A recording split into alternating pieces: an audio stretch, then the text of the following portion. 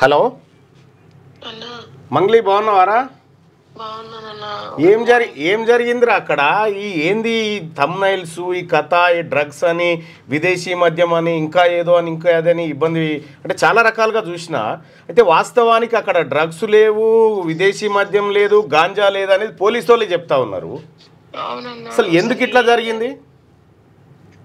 అంతే తెలుసు కదన్నా, నా మీద ఊరికే కాంట్రవర్సీలు లాగుతారు. నేను ఒక గిరిజన ఆడబిడ్డ అని, ఒక చిన్న స్టేజ్ నుంచి వచ్చానని, ఏ సపోర్ట్ లేకుండా ఎదిగానని, నేను చాలా కష్టపడి, నా కష్టం ఫస్ట్ నుంచి చూస్తున్నావు కదన్నా, చాలా కష్టపడి ఎదిగానన్నా. నేను ఇన్ని రోజులు కట్టుకున్న గూడిని ఒకటేసారి తెంపేసారు.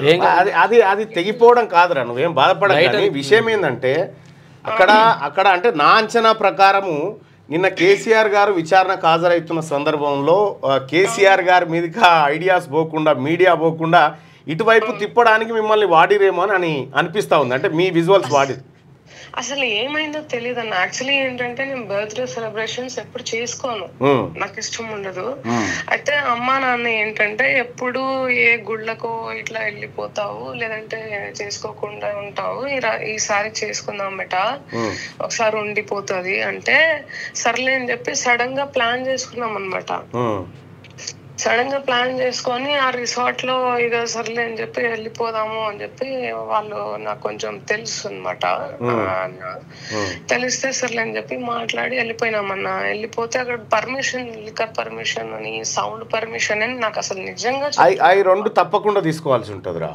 అదే అన్న, అమ్మతోడు చెప్తున్నాను, మదర్ ప్రామిస్. నాకు అసలు తెలీదు, నాకు అవగాహన లేదు. దానికంటే ముందు నేను ఆ రోజు పొద్దున్నే లేచి గుడికి వెళ్ళి, హనుమంతుడి గుడికి వెళ్ళి నేను పూజ చేసుకొని అమ్మా నాన్నల ఆశీర్వాదం తీసుకొని అంత అయిపోయిన తర్వాత ఒక మ్యూజిక్ డైరెక్టర్ పిలిస్తే సర్లే అని చెప్పి అక్కడ ఆయన దగ్గరికి వెళ్ళి కలిసి చాలాసేపు మాట్లాడి అక్కడే లంచ్ చేసిన. అంతే, లంచ్ అయిపోయిన తర్వాత ఇంకా వెంటనే అరే టైం అయిపోతుంది చాలా. ఎప్పుడు అసలు యాక్చువల్లీ అక్కడ పూల్ ఉంది కదన్నా, ఆ పూలు ఎప్పుడు మేము, మా ఇంటి దగ్గరే ఉంటది పూల్, కానీ ఎప్పుడు మేము అసలు పూల్లో దిగము.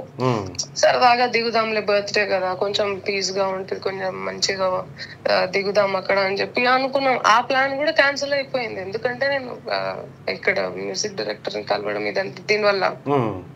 సో అక్కడ నుంచి సాయంత్రం అక్కడ వెళ్ళిందే నేను 5:30, 6 అట్లా వెళ్ళినానన్నా. అసలు వెళ్తే ఇంకా అక్కడ డైరెక్ట్ ఇంకా అవి ఇవి అని చెప్పి ఫస్ట్ నేను రెడీ అవ్వడం స్టార్ట్ చేసిన తర్వాత ఇంకా లేట్ అయిపోయింది. స్టార్ట్ అవ్వడమే 9:30కి అయిందన్న.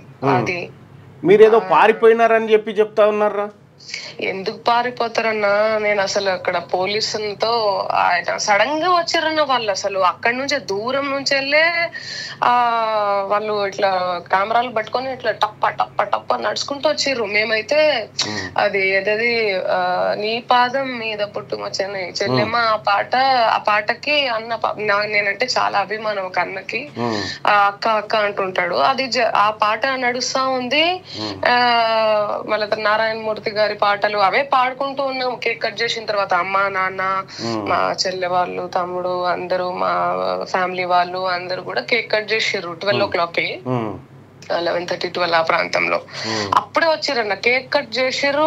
ఆ పల్లె కన్నీరు పాట, అదే ఏదో నీ పాదం మీద పుట్టుమచ్చిన అని చెప్పి పాపం ఆయన ఇక ఉంటది కదన్నా, పాపం అభిమానంతో చేస్తా ఉన్నారు. సడన్ గా వచ్చిర్రు వాళ్ళు చేసిర్రా. అసలు మీకు తెలియదు మరి, మీరు అతను ఫామ్ హౌస్ అతను చెప్పలేదా మీకు ఈ లిక్కర్ పర్మిషన్ తీసుకోవాలనే విషయం? లేదన్న, ఆయన కొంచెం పెద్ద ఆయన. అసలు మేము కూడా పాపం తెలీదు, అడగలేదు. మేము ఏం ఫుడ్ ప్రిపేర్ చేసుకోవాలి, ఏం తినాలి అక్కడ, ఆ ఫుడ్ గురించి మాట్లాడుకున్నాం. గానీ అసలు ఇట్లా పర్మిషన్ ఉంటది అని చెప్పి నాకు అసలు తెలియని కూడా తెలియదు. అసలు నాకు అవగాహన లేదన్న. అసలు అంటే ఆ టెన్షన్ లో కూడా నేను అసలు ఏం మర్చి, లేకుంటే నేను పర్మిషన్ ఎందుకు తీసుకోనన్నా? చేవెళ్ళ పోలీస్ స్టేషన్ గానీ, అక్కడ ఉన్న లోకల్ పోలీస్ స్టేషన్ లో నేను ఎందుకు పర్మిషన్ తీసుకోను? నాకేం అవసరం ఉంది పర్మిషన్ తీసుకోకుండా ఇట్లా యాంటీగా వెళ్ళడానికి? నాకేమన్నా అంత ఎందుకన్నా నాకు ఇప్పుడు ఇక్కడ కొన్ని అంటే ఒక TV5 థంబ్నైల్ ఏముందంటే పట్టుబడ్డాక పోలీసులను బెదిరించిన మంగ్లీ అని ఉంది. నిజంగా నేను ఎందుకు బెదిరిస్తానన్న, వాళ్ళు వర్షంలోనే మాట్లాడుతూ అక్కడ ఎవరో ఆ సౌండ్ పై మీద చేసుకొని ఏదేదో చేశారట, నాకు తెలీదు.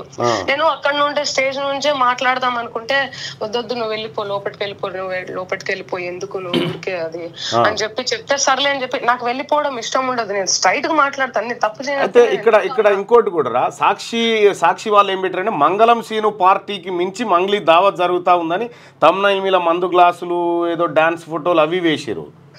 అదే చెప్తున్నాను కదన్నా, అవన్నీ అసలు చూడలేక నేను అసలు ఎందుకు నా మీద ఇంత కుట్ర పన్నుతున్నారు, నేను ఏం తప్పు చేసినాను, నేను కష్టపడి ఎదగడం ఇంత తప్ప, నాకు కష్టపడి ఎంత నా ఇల్లు కట్టుకున్నా ఇన్ని రోజులు కూల కొట్టడం అంత అవసరం ఏమొస్తుంది వీళ్ళకు? కుట్రలు జరుగుతున్నాయి నా మీద. ఇంకోటి దామోదర్ రెడ్డి ఆయన V6 లో ఉన్నప్పుడే ఒక ఫోటో పెట్టి నా జీవితంలో సిగరెట్ తాగను అని చెప్పిండు. అంటే అతనికి అప్పుడు అలవాటు ఉండే. అతను గాంజాయి తాగిండు, డ్రగ్స్ సేవించిందంటే నేను కూడా నమ్మతలేను రా వాస్తవానికి, అది షాకింగే. నాకు అసలు తెలియదన్నా, నిజంగా చెప్తున్నా. మరి ఎక్కడన్నా తాగాడో మరి ఏంటో నాకైతే తెలియదు. కానీ ఎవరు పడితే అందరికి మాకందరికి టెస్ట్ చేసిర్రన్నా, అందరికి. నాకు అసలు చాలా ఇన్సల్టింగ్ అనిపించింది, బాధ అనిపించింది. నేను ఎందుకు దురుసుగా ప్రవర్తించాను అంటే, నేను దురుసు ఏం ప్రవర్తించలే. వర్షం వస్తుంది, వర్షంలోనే స్టేజ్ దగ్గర అందరి దగ్గర మాట్లాడుతుంటే, సార్ ఇక్కడ రండి సార్ ఇక్కడ మాట్లాడదాం రండి సార్, ఇక్కడ హోటల్ దగ్గర రండి సార్, ఇక్కడ రండి సార్ అని చెప్పి మాట్లాడుతూనే ఉన్నా. అయినా కూడా రావట్లేదు వాళ్ళు. రాకపోతే నేను ఏం ఒకటి అందులో మిస్టేక్స్ ఏంటంటే, నేను అబ్జర్వ్ చేసిన మిస్టేక్స్ ఏంటంటారా, పోలీసులని మీరు వీడియో ఆపండి అని చెప్పి మీరు ఒకటి మాట్లాడినట్టుగా ఉంది. ఎవరైనా మాట్లాడతారన్నా, వీడియో ఆపండి ప్లీజ్. ఎవరు కూడా, మా అమ్మ తిడుతుందన్నా, మా అమ్మ బాధపడుతుంది, మా అమ్మని ఎవరో ఏదో అనేసారు. వాళ్ళు మీకు పోలీసులు అని చెప్పారా? పోనీ తెలీదు మాకు, అదే చెప్తున్నా కదా, పోలీసులని కూడా తెలీదు. యూనిఫామ్ లో లేరు కదా. ఓకే, యూనిఫామ్ లో లేరు. మా అమ్మ నాన్న వాళ్ళు పాపం ఫీల్ అవుతా ఉన్నారు. ఇంకా నేను ఈ వీడియో ఆపండి, ఎంత ఇన్సల్టింగ్ ఉంటదన్న, అమ్మా నాన్నల ముందు, ఫ్యామిలీ ముందు, అందరు వచ్చిన గెస్ట్ల ముందు నాకు ఎంత ఇన్సల్టింగ్ ఉంటది. అరే మంగ్లీ అంటే ఒక రెస్పెక్ట్ ఉంది బయట జనాల్లో, ఒక స్పిరిచువల్ పాటలు పాడుతుంది, ఒక ట్రెడిషనల్ పాటలు పాడుతుంది అని చెప్పి, నేను ఎక్కడ ఎవరి పార్టీలకు పోను, ఎక్కడ అటెండ్ అవ్వను, ఇలాంటివి ఎప్పుడు జరగలేదు. నేను ఇంకా డ్రగ్స్ గురించి నేను వాడకూడదు, డ్రగ్స్ దాకా ఎదగలేదని అనుకుంటున్నారు. సింగర్ కి ఎదిగిన మాట వాస్తవం. కానీ అన్న నేను 11 years జర్నీ అన్న నాది, ఇది 11 years సక్సెస్ జర్నీ. ఎంతో మంది వచ్చిర్రు, 1, 2, 3, 4 సంవత్సరాల్లోనే చాలా మంది కనుమరుగైపోయారు. అది నీకు తెలుసు. ఎందుకంటే డబ్బు గిబ్బు అని చెప్పి ఏదో వచ్చి, నాకెందుకన్నా డబ్బు గిబ్బు వచ్చింది, ఏదేదో ఎన్ని కామెంట్స్ అంటే నేను మాట్లాడను అని బయట నన్ను ఎంతో మంది ఏ పాట చేసినా కూడా. ఒకతను అంటాడు ఏదో నేను శ్రీకాళహస్తిలో నన్ను ఊరికే పంపించేసారు ఆ పాట అని. ఎందుకు పంపిస్తారన్న వాళ్ళు? ఇప్పుడు ఒక విషయం, ఇప్పుడు సోషల్ మీడియాని నువ్వు దాన్ని పెద్దగా పట్టించుకున్నావు అంటే నీ టైం బొక్క. రెండోది నువ్వు ఈ పార్టీకి సంబంధించి నిన్న జరిగిన వ్యవహారం మీద ప్రజల్లో చాలా ఒక ఆసక్తి నెలకొని చాలా మంది చూసినారు. వాళ్ళకి మీరు ఏం చెప్పదలుచుకున్నారా?